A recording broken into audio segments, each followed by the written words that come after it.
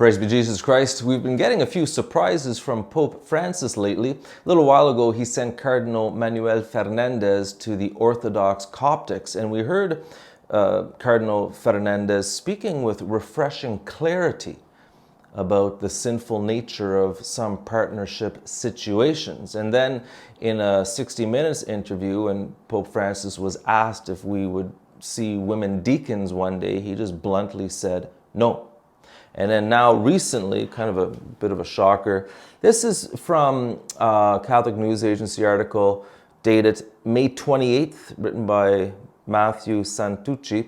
The title is "Vatican Apologizes After Pope's Derogatory Remark on Gay Men in Catholic Seminaries." And it says, the Vatican on Tuesday issued an apology after Pope Francis's use of an offensive word in Italian regarding seminarians who identify as gay.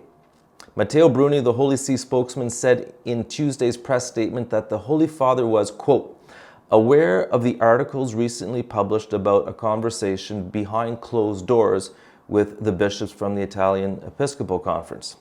Italian media reported that Pope Francis had met with the Italian Episcopal Conference on May 20th in the Vatican Synodal Hall. At that meeting, the Pope was asked about the admission of declared gay men in the seminary.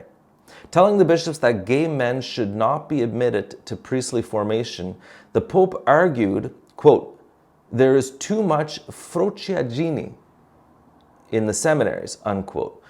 A slur translated as, I'm not going to use the word, but quite remarkable. Well, again, a lot of people who are kind of concerned about some of Pope Francis's confusing statements in the past or confusing actions, or some of the people he's promoted, kind of a little surprised to hear something so direct and blunt from Pope Francis.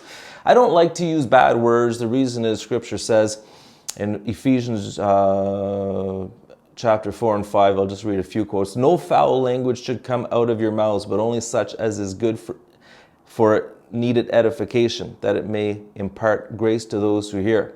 And then it goes on to say, immorality or any impurity or greed must not even be mentioned among you, as is fitting among holy ones. No obscenity or silly or suggestive talk which is out of place, but instead thanksgiving. And then it goes on to say, for it is even shameful, it is shameful even to mention the things done by them in secret. I don't say this critical of Pope Francis' statement because Italian isn't his mother tongue, and there's also words used in the past that we don't use anymore. So, interesting stuff. Viva Cristo Re.